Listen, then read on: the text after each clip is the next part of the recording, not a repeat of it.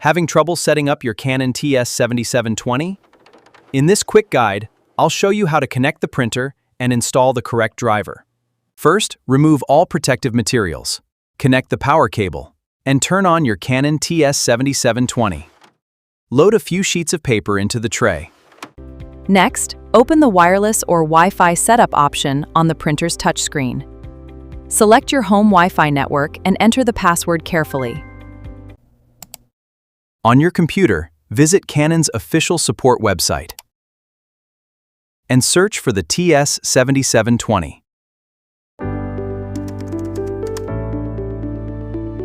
Select your operating system and download the recommended printer driver or setup software.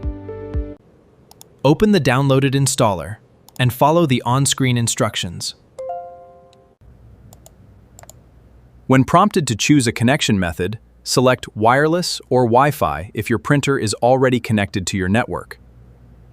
Allow the installation to finish. Then open your computer's printer settings and confirm that the Canon TS7720 appears as an available printer. Finally, print a test page. If the page prints correctly, your Canon TS7720 setup and driver installation are complete.